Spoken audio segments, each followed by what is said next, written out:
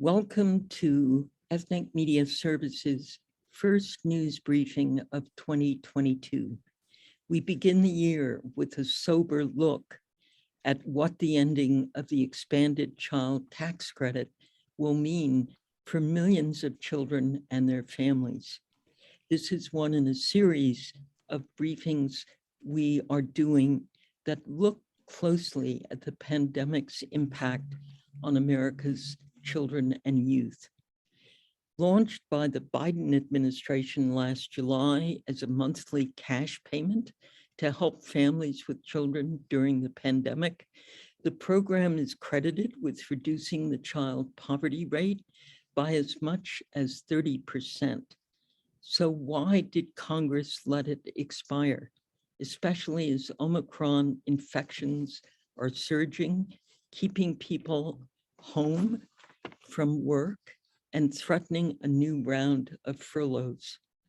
Experts warn that rising cases and expiring aid could cause a severe hardship for millions of families already at or close to the poverty line. We thank today's speakers for helping us report on this topic.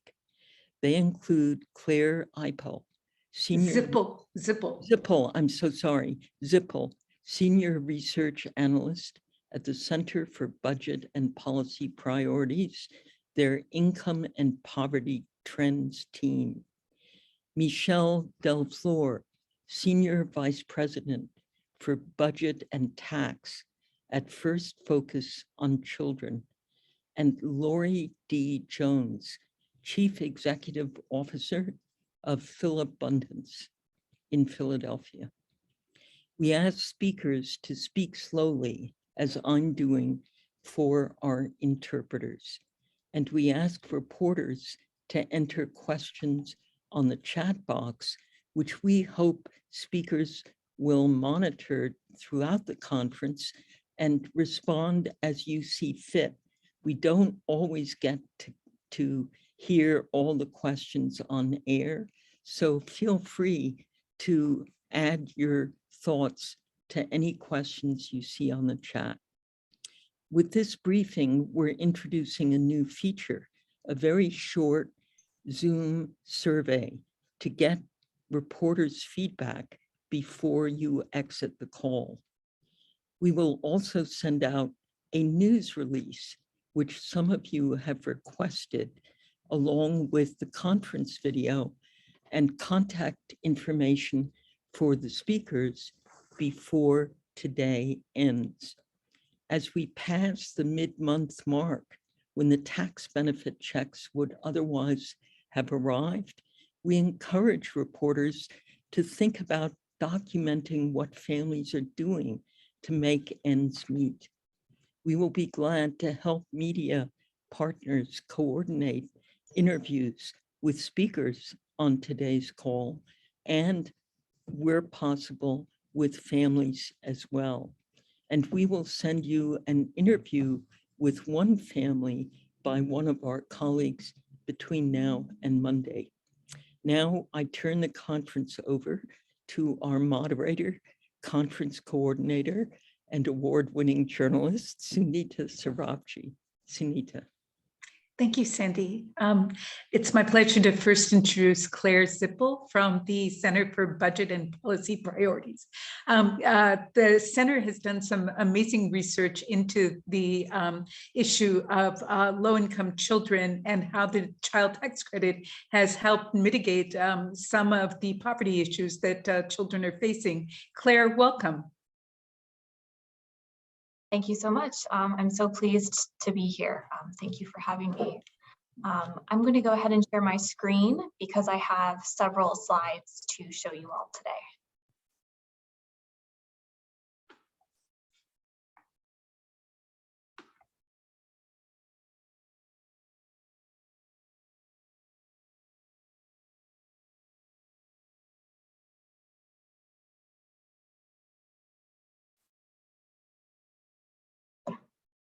I'm sorry, my Zoom appears to have frozen. I'm not sure if you can hear me. We can hear you, but we can't see your Your screen is blank. Uh-oh. I'm so sorry. Is it working now? There it is, yes. Okay, great.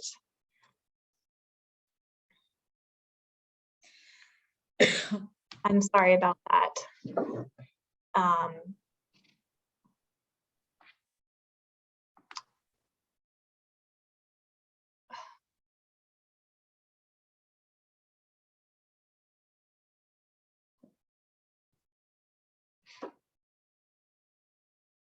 All right. So you can see the slides correct, but not the other and not any other windows.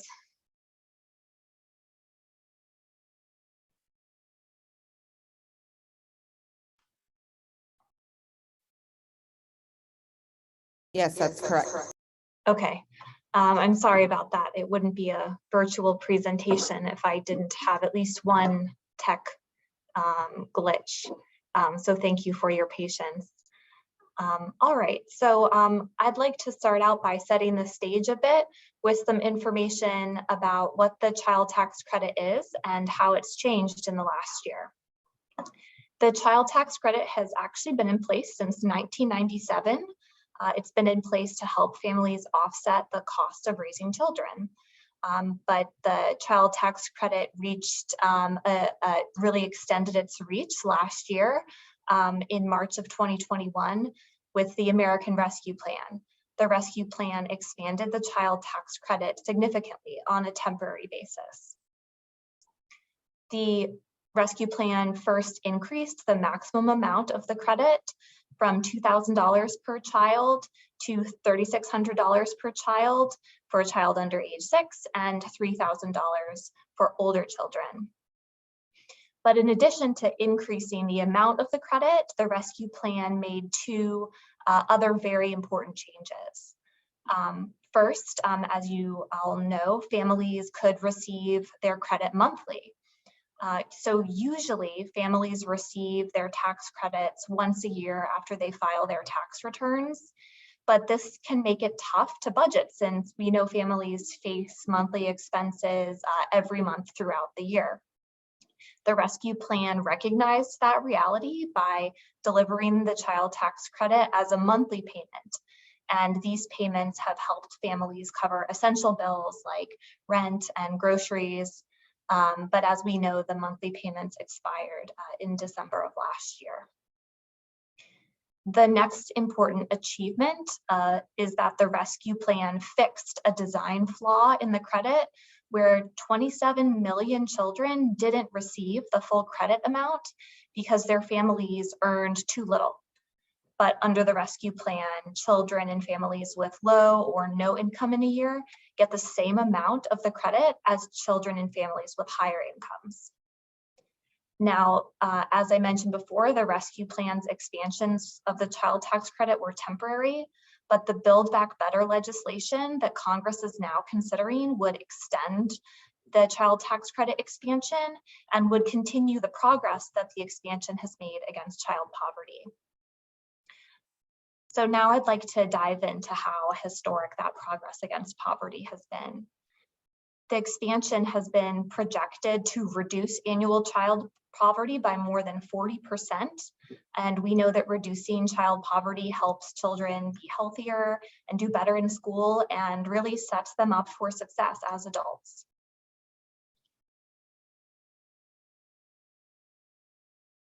As you can see in this chart, the anti-poverty impact of the expansion is really driven by the part of the expansion that made children and families with low or no income eligible for the full amount of the credit for the first time. And this part of the expansion is often called full refundability.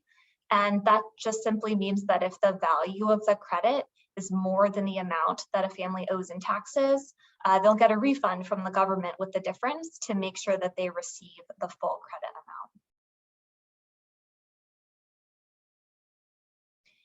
amount. And next, as this chart shows, the child tax credit cuts poverty for children of every racial and ethnic background. And it's also projected to narrow the difference in poverty rates especially between Latino and white children and between Black and white children. So for example, the expansion is projected to cut the percent of Black children in poverty from 22% to 13%, and cuts the percent of Latino children in poverty from 21% to 12%.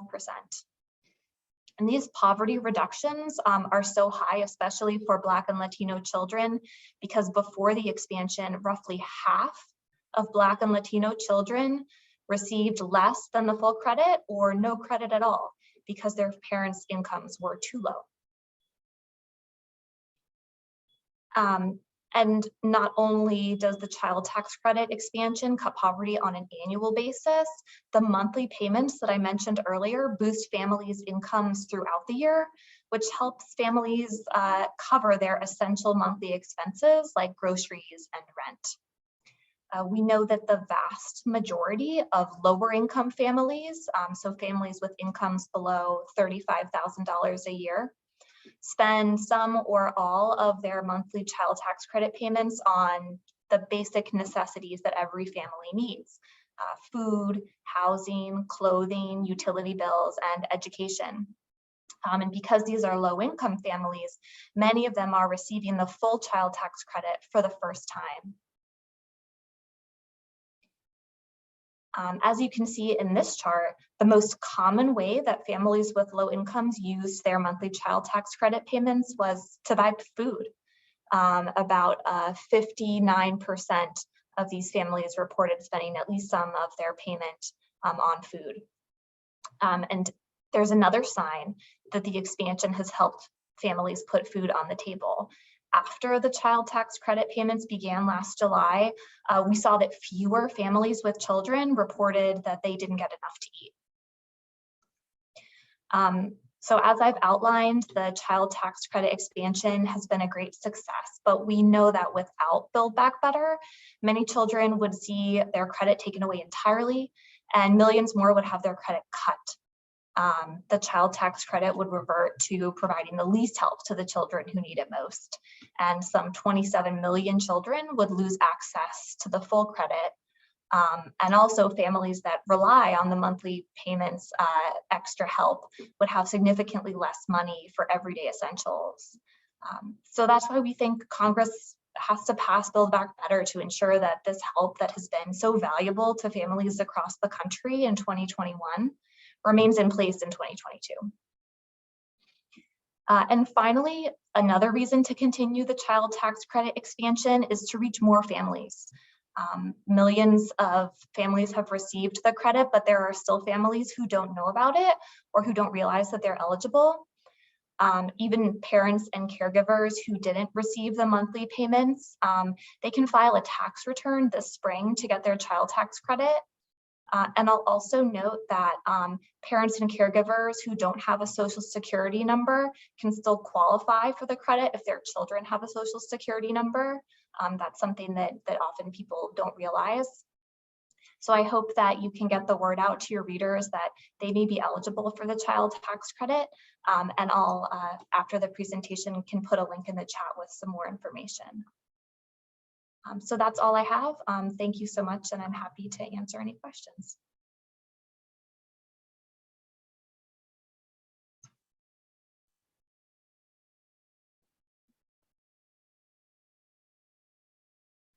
Thank you so much, Claire. We have a number of questions for you in the chat, but I wanted to begin by clarifying something. You said that if children have a social security number, their families are eligible for the child tax credit. Could you clarify, then are undocumented families eligible for the child tax credit?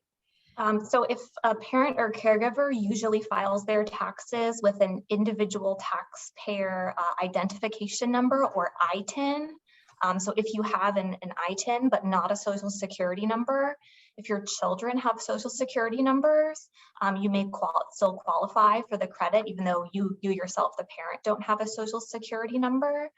But again, there are resources that I'll put links to in the chat that can help to answer more specific questions that people might have about whether or not they may be eligible for the credit. Fantastic. And just to follow up, did you see significant participation by new immigrants in applying for the credit? So it's hard to know. We don't currently have the kind of data that would tell us that information. Obviously, it's critically important that everybody who is eligible for the credit be able to access it. We do know that immigrant communities may be less likely to know about the credit or might be fearful of claiming it, even though they're eligible. And so that's why it's really important to get the word out about this credit and to make sure that families know that they can check and see if they're eligible. Fantastic. The first question comes from Arceli Martinez. Arceli, welcome. Please ask your question. Hello, Sunita. Happy New Year to everybody. I was wondering if we have information about how all these different ethnic groups have benefit from this child tax credit, especially Latinos and the other ethnic groups. And I also would like to ask what would have happened if without this credit in the middle of the pandemic. Thank you, Sunita. Good question. Right, thank you so much for that question. We do have some limited data, say like on the percent of parents of different racial and ethnic groups who've said that they've claimed the credit.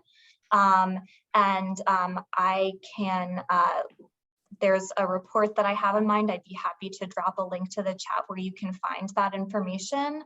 And I'll just say these are sort of surveys of people asking, did you get the credit? Sometimes people may get the credit and may not know or think that it's something else. So the numbers should be taken with a grain of salt, but they're the best data that we have on what percent of parents from different backgrounds are getting the credit. So again, I will follow up in the chat with the link for you. Thank you. Henrietta Burrows asks a similar question. Henrietta?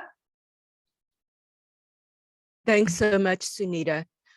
Claire, we know that Native Americans have one of the highest rates of poverty in this country. So have they been able to take advantage of the tax credit, they and Pacific Islanders? Thank you. Yeah, that's a very important question. We do know that the child tax credit has the potential to dramatically lower the child poverty rate among American Indian or Alaska Native children. I think the numbers are from 18% to 10%. But of course, that anti-poverty reduction happens when people are able to access the credit, right? So that's why making sure that everyone who's eligible can claim the credit is so important. And the study that I mentioned in my response to the previous question has some data on the groups that you mentioned. Unfortunately, as I'm sure you run into a lot of these data sources will group groups together. They'll group American Indians, Alaska Natives, and Pacific Islanders together with other groups. I'm afraid I don't have data that will get specifically at your question, but I can share with you what the best that we have. Thank you. Thank you. Next is Mohsin Zahir. Mohsin. Here, I'll unmute you.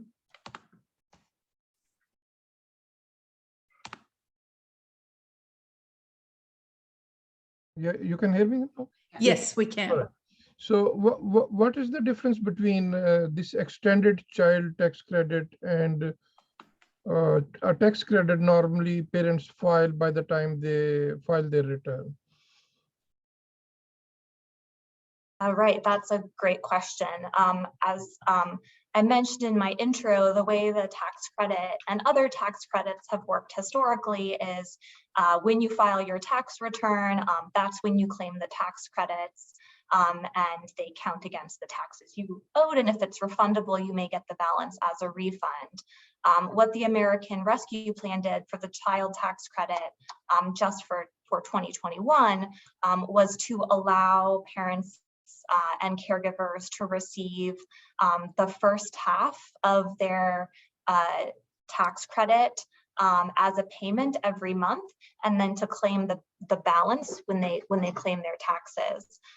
So essentially, it's just delivering part of the credit as a monthly payment, and then delivering the rest of it the way all the other tax credits are provided at tax time. Now, what Build Back Better would do would be to make it so that the child tax credit is always a monthly payment, right, that families get throughout the year, as opposed to part monthly, part at tax time. So that's the big difference there. Khalil, was your question answered just now, or would you still like to ask it? Yeah, I'd still like to ask it. Sure. It's just really regarding the legislation itself. And maybe I didn't catch the nuance in the language. So if Build Back Better is passed, Sandy has a different question, but if Build Back Better is passed, would this is only for 2022, or does it extend in perpetuity, the legislation, for the tax credit itself? Good question. Yeah, that's a great question. The most impactful part of the tax credit, of the child tax credit expansion, the part that's called full refundability, that ensures that children, even those whose parents have low or no income, can get the full credit. Build Back Better would extend that part of the child tax credit permanently, but other parts would be extended for 1 year. And my Center on Budget colleagues just put out a report that sort of goes through the timeline for the different provisions. So I'd be happy to drop a link to that in the chat. Thank you. Claire, thank you so much for joining us today. We very much welcome your remarks. We move on next to Lori Jones, Lori D. Jones. She's the Chief Executive Officer of Philabundance, a hunger relief project based in Philadelphia. Lori, welcome. Thank you so much. Thank you for this opportunity to speak with you all, and for that introduction. Philabundance is a hunger relief organization which works both to relieve hunger now, or ensure that each and every day families have access to fresh, healthy food, while we also work to address the root causes of poverty to strive to end hunger for good. We are part of the Feeding America Network, which is a national network of 200 food banks operating across the country. Philabundance operates in southeastern Pennsylvania and southern New Jersey. Our service area includes the cities of Camden, Chester, and Philadelphia, as well as suburbs and rural areas. Both states we operate in are known for farming. I bring this up because Chester County, an affluent suburban county, is also the mushroom capital of the world. The people who work the farms do not necessarily enjoy in the wealth of that county. And for further context, Philadelphia, our largest city in our service area, is known as the United States' poorest big city. I do want to step back to provide some definitions. The United States Department of Agriculture, or the USDA, defines food insecurity as a lack of consistent access to enough food for an active, healthy lifestyle. Hunger refers to a personal, physical sensation of discomfort, while food insecurity refers to a lack of available financial resources for food at the household level. Now, for this conversation, I will use them both interchangeably, hunger and food insecurity. Now, here's what we know about food insecurity and hunger, and one of my colleagues will provide the resource for this information in the chat, the Feeding America website. According to the United States Department of Agriculture, more than 38 million people, including 12 million children in the United States, are food insecure. In Philadelphia, that means 1 in 5 people go to bed hungry. The pandemic increased food insecurity among families with children and communities of color. And those families were already facing hunger at higher rates before the pandemic. Many households that experience food insecurity do not qualify for federal nutrition programs, and they use food banks like ours and other food programs for extra support. And hunger in African American, Latino, and Native American communities is higher because of systematic racial injustice. Now, here's what we know about childhood food insecurity in America. Families with children, especially single parent families, are more likely to face hunger. The number of children facing hunger in the United States rose during the pandemic from more than 12 million children in 2019, from more than 10 million children in 2019, up to 12 million children in 2020. And Black and Latino children are more than twice as likely to face hunger as white children because, as I referenced before, systematic racial injustice. 84% of Feeding America households report buying the cheapest food available instead of the healthiest food to provide enough to eat. That leads me to a conversation about the health impact of hunger on children. Children who are hungry at early age, children, infants, babies, experience developmental impairments. In other words, their brains do not develop properly, leading to lack of language and motor skills. They're unable to focus in school and can be held back or have to repeat grades in elementary school. Children who are hungry have more social and behavioral problems than their peers. And importantly and sadly, children who are hungry have more suicidal ideation. I want to shift to talk about how we at our food bank and our organization work to address the needs of children and families now, providing food, but also to provide longer-term solutions. Traditional food banks like ours distribute food through pantries, soup kitchens, et cetera, often through schools, social service agencies, and faith-based institutions. During COVID, we increased the amount of food and innovated the way we delivered food to follow CDC guidelines. Instead of having seniors come to us, we delivered food to seniors. We provided prepackaged or boxed items, or we did something we called truck to trunk to distribute food safely.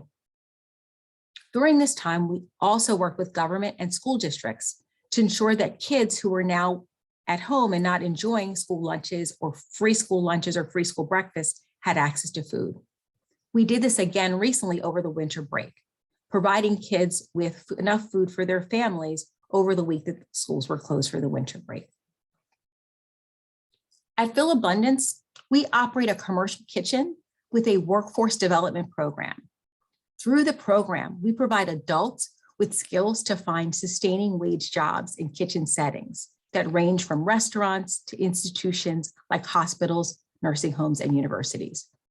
And during this pandemic, we continue to enroll people in this program. And it also provided us with a mechanism to provide meals, not just meal ingredients. So traditionally at food banks, people will get rice, beans, peanut butter, elements for a meal, but we're able to actually provide prepared meals. During the pandemic, we'd had a program called Feed Our Food Workers for out-of-work restaurant workers, where we provided healthy meals provided by our workforce development program students. And we ensured that those meals were culturally responsive. And the Feed Our Food Workers programs in Philadelphia particularly supported Latinx and Asian American workers. Also during the pandemic, for the first time, we provided meals during Ramadan, ensuring that Muslims in our community had food to break the fast. And finally, a couple of months ago, when Afghan evacuees came to our country, our community kitchen was able to provide 70,000 culturally responsive meals, ensuring that we welcome people to America the way we best know, with food that's healthy and welcome. We continue to work with nonprofits that support Afghan evacuees in this area to provide supplemental food and meal support, particularly as benefits for them run out. I'll say a little bit more about how Philabundance and our Feeding America partners support kids. Now, obviously, in providing food to families, much of that is going to the children in those families. But here are some of our children-specific programming. We have a program called Backpack, where we provide ingredients for meals for enough meals for a family over a weekend. We also, in some of our areas, have free produce markets operating in schools. In addition to that, we provide food and snacks for after school, out of school programming, like a new partnership we have in Philadelphia. We're just starting with the Police Athletic League. Last summer, we participated in a program called Pass the Love, which is part of the Partnership for Healthier America program. We distributed 240,000 meals through meal kits that were very healthy and plant forward. So think about the meal kits like HelloFresh or Blue Apron that people tend to pay a lot of money for. We were able to provide them free to our families with kids in our area. Another important way, and related to what we're talking about today, that we support children and kids with meals is through our advocacy for this Supplemental Nutrition Assistance Program, or SNAP, formerly known as food stamps, and of course, the child tax credit that we're talking about today. We realize that the reality is, even as we increase the amount of food, the quality of food, and the nutrition of the food we distribute, the preference is for families to have the agency and the choice, and therefore the resources they need to select the food they put on their table. I'd like to end with two quick examples and two quick stories of our work. The first is the situation of a person from a food pantry who I do not have a permission to share her name. She is a single mother with 2 kids who have disabilities. The expanded child tax credit helped her be able to afford the tuition for her kids at their school. Without that, she's not sure how she'll be able to make up the difference. She currently isn't employed. She works as a constituent services staffer for a government official in this area, but still needed the child tax credit to supplement her income.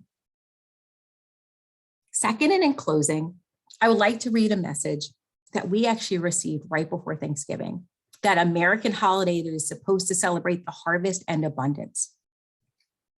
Here's the email we received.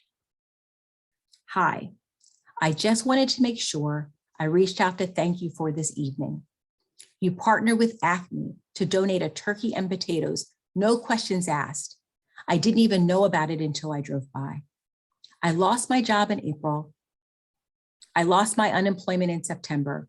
I had no idea how I was going to be able to afford our turkey with the rising prices and food. And I looked over and I saw your drive-in at the Acme parking lot and I cried. I just want you to know I appreciated your help. The person who wrote this is named Kelly Larkin. She's a mother of 3. In an interview following this email, Kelly said that she was making choices between either buying milk or paying for electricity or the Wi-Fi her kids needed for school. I share this story not only because I literally cried when I read this to my staff. I shared this to communicate the harsh reality of hunger in our land of plenty. I share this because I am grateful that in this instance, and for the thousands of families we serve every day, we can help in this small but important way. I share this because, as dedicated as we are to this work, we know that a safety net is not a sustainable solution. It's kind of like we're winning the battle, but not winning the war. Systematic change, ongoing support like the child tax credit and increases to SNAP are a more sustainable winning strategy. Thank you for the opportunity to speak with you today. I'd be happy to answer any questions. Thank you so much, Lori. The first question comes from Sandy. Have you seen the expiration of the child tax credit affect the families that you've served? I understand it's a little too close, but I'm wondering if anecdotally you're hearing people experiencing issues as the credit expired. It may be premature for me to answer that, but I will say a couple of things. One, the government worker that I referenced, she already is thinking about what's going to happen this month since she doesn't have that supplemental income. The other thing I'll refer us back to is what the experience we saw in 2020 and 2021. On the ground, we saw 60% more people accessing the charitable food network. The lines got longer by 60%. Interestingly, 40% of them were newly food insecure, had never before had to access the charitable food network in this way. We did see with supplements to unemployment over the course of the last 18 months, periodically the numbers of people in line would go down. So we did see that when unemployment went up, when child tax credit started in the summer, we did see the lines get a little bit shorter. And so we are, it's what, a weekend, we're waiting to see what impact this will have in the coming weeks and months. And it's why we take opportunities like this to advocate to ensure that people have that supplemental income to feed their families. I have a question. There's been a lot of characterization as to who these families are that go hungry. I'm wondering if you could clear up some of those mischaracterizations. Are these working families that you're seeing? Many are working families. And that's, think about the two examples that I shared with you. One had lost her job, but one clearly is working every day. And I would say if everybody on this call thought about it, in the last year and a half, chances are somebody, a member of your family, maybe it is an employee of a small business that you patronize. Chances are somebody who the first time ended up in line for food, because I know that's been my experience. And so the reality is, not just during COVID, but even pre-COVID, many of the people that are accessing this social safety net are in fact the working poor. We realize that without having a living wage in our country, that even if people are going to work every day, they're not able to make ends meet with the cost of food rising, the cost of housing, and other expenses that people have. Khalil has a really interesting question. Khalil, could you ask your question? Yes. The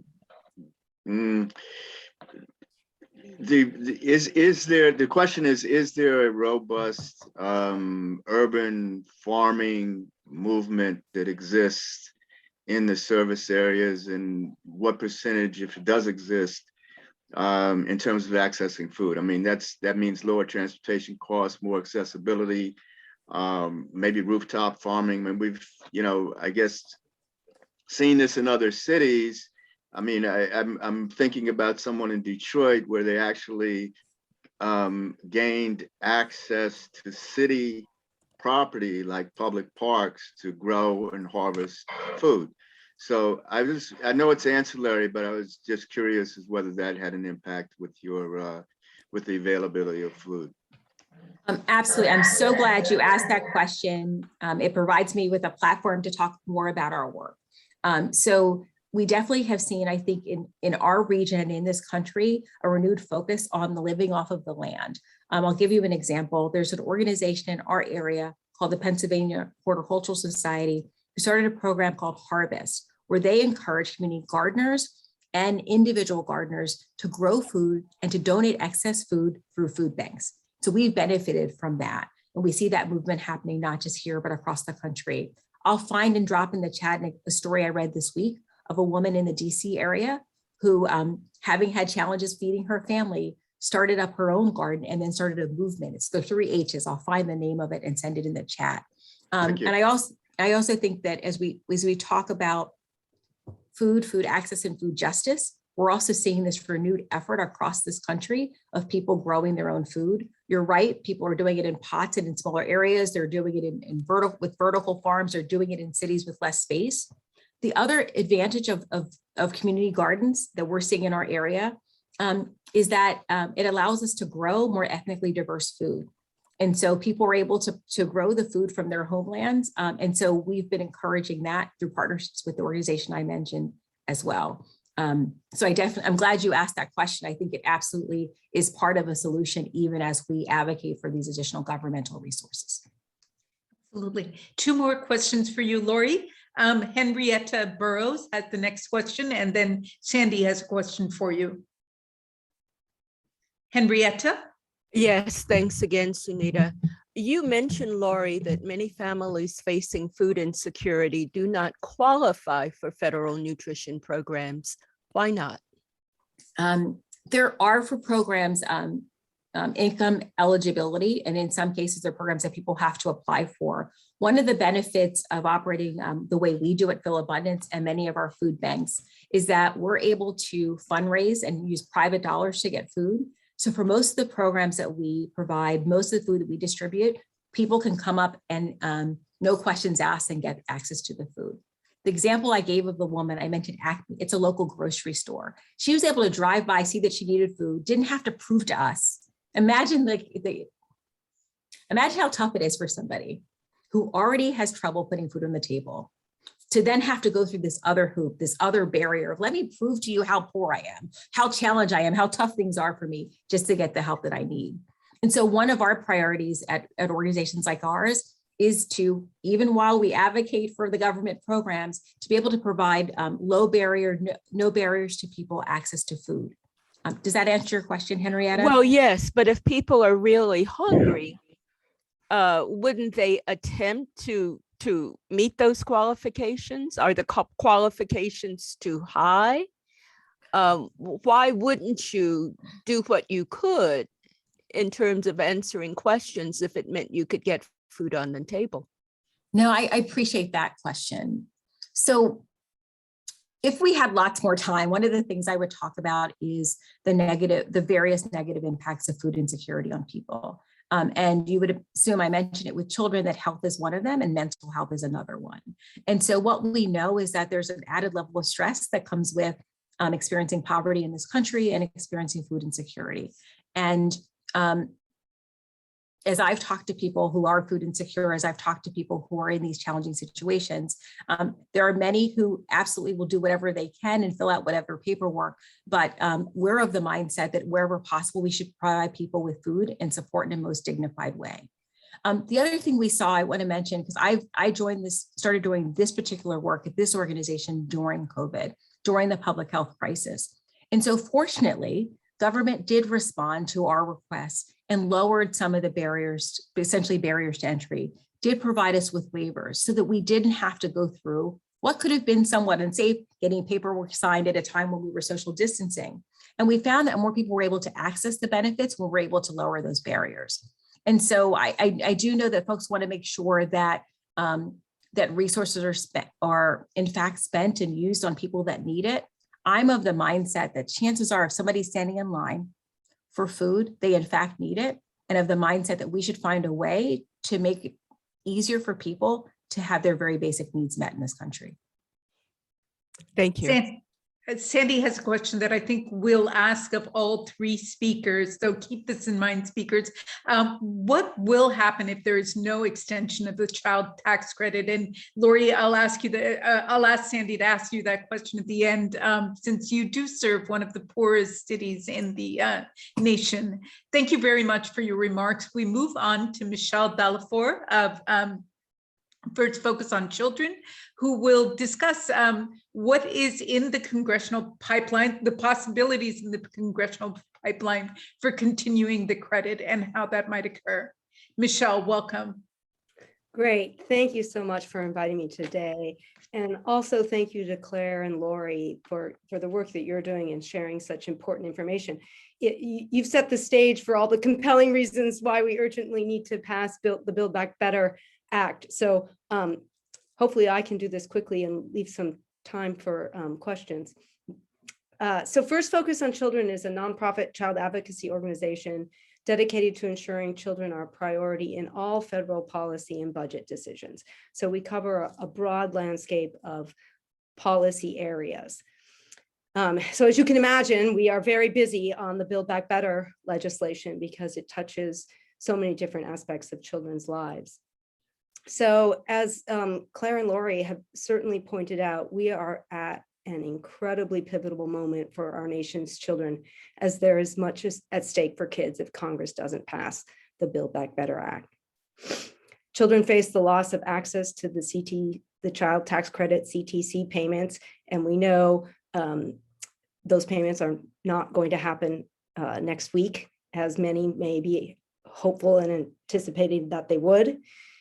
There will be food security impacts, and just again, signaling the huge significance of not acting on the Build Back Better Act. And more broadly, too often, support for children is viewed as something that can be cut when legislative negotiations get underway. That cannot, I'm going to sound a little bit repetitive here, but that cannot be the case with Build Back Better. Failure to ensure that these range of life-changing policies and programs are funded would be taking away from children the progress we made under the American Rescue Plan, basically abandoning our children at a time of continued public health and economic uncertainty. As advocates, we aim to do all we can to ensure that doesn't happen, as failure to act will harm those most in need and disproportionately families with children. So with that, briefly, although it's tricky, I will talk a little bit about the state of play for the Build Back Better legislation, although I do not pretend to be able to look into a crystal ball and have all the answers, as things are, negotiations are ongoing and shifting. But it seems pretty clear for the near term that sort of serious negotiations on the bill have ramped down a bit to focus on the Voting Rights Act in advance of the MLK Jr. holiday. Now, with that said, that doesn't mean all conversations have stopped completely. That certainly is not the case. I worked on Capitol Hill for a long time, and I know that lawmakers and staff continue to discuss the provisions of the bill. As you also know, I'm sure, Senator Manchin from West Virginia is a key negotiator in unlocking these transformational policy changes and investments benefiting millions, tens of millions of kids and families. He has raised numerous concerns about the CTC. I can't tell you where he's going to land, and it certainly isn't the only issue that is, on his plate to discuss with the White House and his colleagues in Congress. But he has raised a number of issues about the child tax credit, including the idea that we should go back to having an earnings test. Some opposition, he has expressed opposition to the monthly payments, which we've been hearing about how important they are to meet, monthly bills and make ends meet. And then he's also suggested lowering the income limits in terms of accessibility and eligibility for the credit, among other things. I think it's been shifting over the past few months, but those are a number of the issues he's raised lately. So at the end of the day, it will not be a surprise if the Senate ends up making some significant changes to the House-passed Build Back Better legislation. We could, for example, see a few programs be extended for a longer duration or permanently, rather than numerous programs for a short period of time. And you heard Claire discuss how the legislation has a permanent provision for the full refundability of the child tax credit, but then a one-year extension for the other provisions. So, we might see some sort of give and take in that direction. I think, though, that the indications right now, and it's really, again, it's difficult because things continue to change, but I wouldn't expect that we're going to see the overall number of the package, the 1.7, 1.8 trillion, adjust that much, even as different revenue raisers may be put on the table. So that's one thing I would say that would surprise me, but things often surprise me in such a bad way. And then I would say that I wouldn't anticipate. Senator Manchin has been raising the issue of the process as to where, how we develop the Build Back Better legislation. I would not anticipate that the Senate would move back to changes in the House bill and then go to committee action again. I wouldn't expect that we would see that. But given that there will definitely be changes to the House bill, I would remind you that once the Senate passes it, and I say that with as much optimism as I possibly can muster, and urgency, that it then moves back over to the House. They would have to approve the modified version before it could go to the president for his signature. I might be stating the obvious, but I wanted to mention that. So it's looking like, the Senate is in recess that week of the 17th, and it's looking like, negotiations will ramp up again shortly thereafter.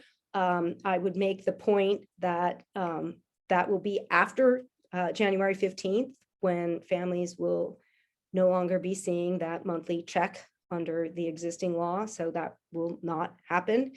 And then the other thing I would point out that complicates things a little bit, we're probably going to see a delay in the State of the Union and possibly a delay in release of the president's fiscal year 23 budget, so that these negotiations around Build Back Better can come to completion and we can see a bill that can get through both chambers and signed by the president. Again, being optimistic and underscoring the urgency and the need for these programs to continue the progress that we've already made for kids and lower income families, that the Congress is the government is currently operating under a temporary continuing resolution until February 19th. It may be that is a deadline that can help move along the negotiations and continue to put some urgency into coming to resolution on the Build Back Better Act. So I'll stop there in terms of process because, you know, a number of things are uncertain. You know, we are sort of moving our attention to the Voting Rights Act, but as I said, you know, conversations are still ongoing, and we as advocates will continue to urge Congress to come together and resolve the outstanding issues. Then I do want to add some numbers. I can't remember if Claire mentioned this or not, but sort of close out a little bit about the fact that the value of the monthly payments cannot be overstated. And so there will be a lot of activity by different advocacy organizations next week to sort of raise up that issue that families are now losing income support. We know that over 60 million children and more than 36 million households nationwide are benefiting and even relying on this regular support. And then I'm going to repeat a little bit of what I think you heard from our previous two speakers, but it's incredibly important that the payments are being spent on necessities, on food and other basic needs. And I think it was slide number 5. I tried to write it down from Claire that showed you that 91% of families with low incomes below $35,000 are spending the child tax credit on food, utilities, rent and mortgage, clothing, and education costs. 91% of families with low incomes. So I just really want to underscore that. And then you heard this already as well, but you know, under the current child tax credit, where it's estimated that child poverty will be cut by 40 to 45%. And it is helping to cut child poverty by more than 50% for Black children, more than 45% for Latino children, and more than 60% for Native American children. That is incredibly important. And then a couple things came up and I was sort of raising my hand and I knew we were in a flow. So I just want to say a few things about what we're denying children if we do not pass the Build Back Better Act. So poverty will spike. We know that the November child tax credit payments kept nearly 4 million children out of poverty. We know access to the full credit will be denied to lower earning households, roughly 1/3 of our children, disproportionately impacting Black and brown families. And you heard Claire talk about that earlier, and that's the full refundability provision would go away. Approximately 1 million children without a Social Security number will continue to be left out of the benefit. The Build Back Better Act changes that, and children with the individual tax identification number would qualify for the child tax credit. Without Build Back Better, that's not going to happen. And in addition, the Build Back Better Act includes a provision where children in Puerto Rico would be able to access the monthly payments starting this July 2022. That won't happen. And just basically financial insecurity will grow for the tens of millions of households with children. And then I will close with a few comments reflecting what we at First Focus have heard from a number of moms in West Virginia. With the existing CTC, they are feeling relief. They are feeling hope and even excitement as they are able to purchase groceries, diapers, clothes, make car payments. They feel that Congress sees them and is thinking of kids and maybe recognizing what it is like to work full-time and not be able to make ends meet. And they urge Congress not to stop seeing them. So thank you again for inviting me and for listening, and I will stop there and we can field some questions. Terrific. Michelle, I wanted to ask you a question on procedure. Can Biden declare an emergency, given that we are in the midst of a pandemic, and by executive order, continue the child tax credit? So I'm not going to give you a complete answer on that. What I would say is I understand that there are discussions in that direction, what would be possible to continue it. So I can't say whether or not that would happen. Okay, just another question from me before we move on. Does the child tax credit have to be tied to Build Back Better, or can it in fact be independent legislation? Excellent question.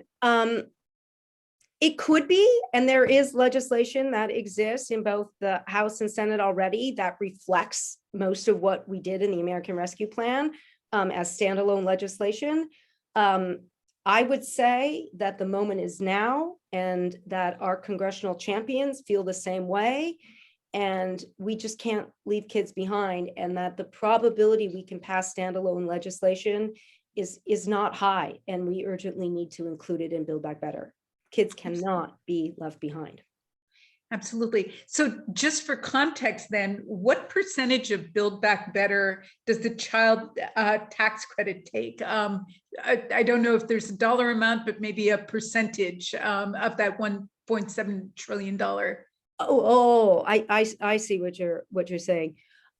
So I think the estimates are about 105 billion a year. Okay. So it's not the large, I mean, for a 1-year expansion, it's not certainly the largest piece. And the other point I would make, and this is where a little bit of the back and forth with Senator Manchin and others has made it a little bit confusing, but we have the ability to raise revenue and pay for what we want to do on the investment side of the ledger. But going back to my earlier point, I think we are sort of at this 1.7, 1.8 trillion top line investment level that is unlikely to shift. And so then that's where we see the tension. Thank you. Sandy has 2 questions for all of the speakers. Sandy, could you go ahead and ask both of your questions? I keep evolving with more questions, and that's a sign of a great briefing, because we don't know what we don't know, and you're helping us realize what it is we need to know. So here is my major question.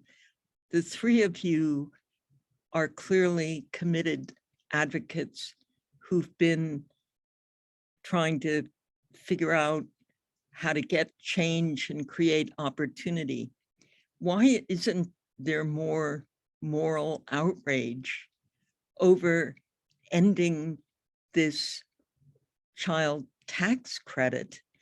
When I look at briefings we've done early on with evictions, and the moratoriums generated a lot of pressure, don't end these now. I'm not seeing that, which is partly why I wanted to do today's briefing. I think we need a real media swarm on legislators about what we're going to do about, as you put it, leaving children behind. Why are children expendable?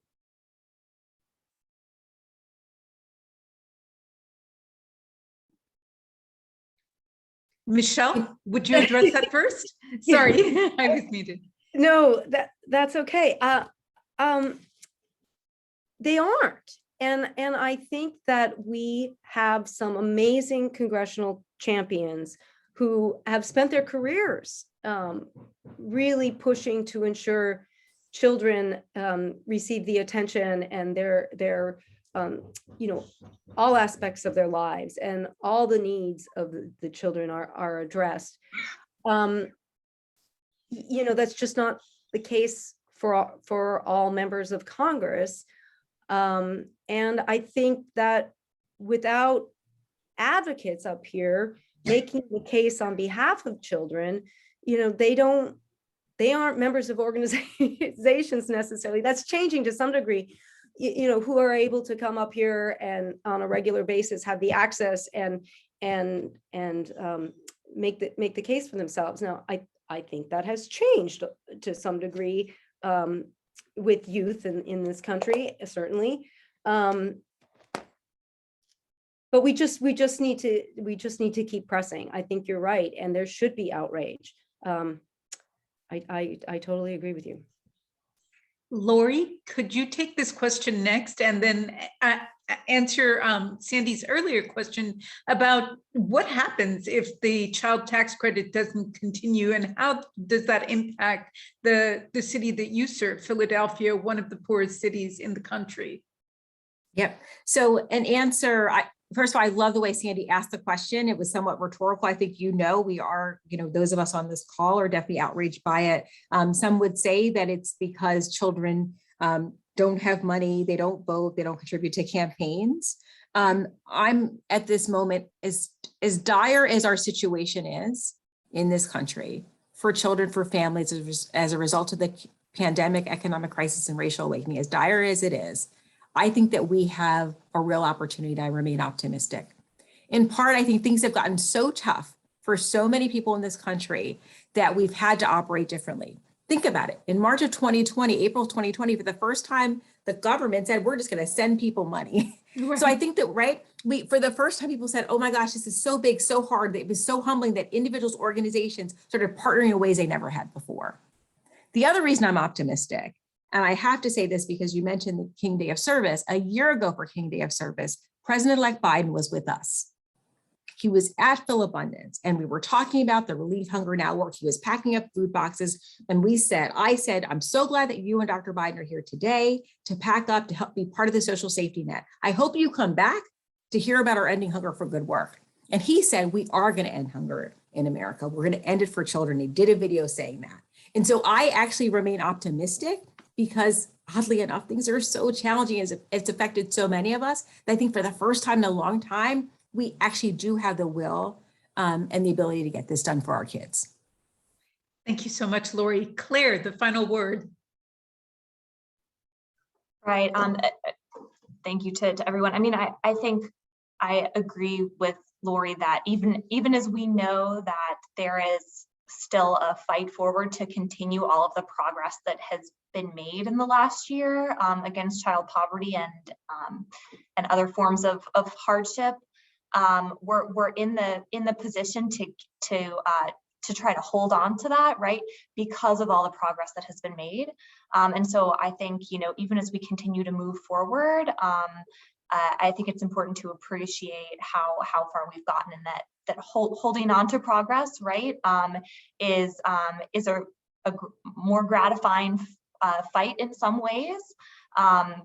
And so I just agree with that, and really hope that that Congress will pass Build Back Better, right, so that we can hold on to all of this and go further. Thank you. Sunita, I'm going to barge in and ask our attendees to hit the poll icon and fill out the survey before they sign off, if they can. But that's not to say my foremost message is you gave us a great briefing. Thank you so much.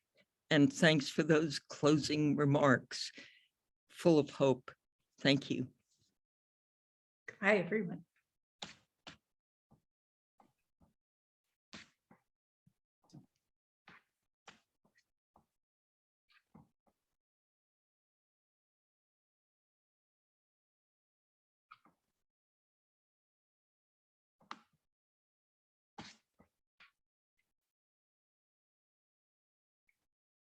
Goodbye, everyone.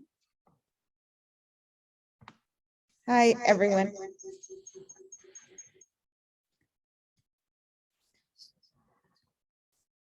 Okay. We are keeping the meeting open for another couple minutes so that everyone can fill out the poll.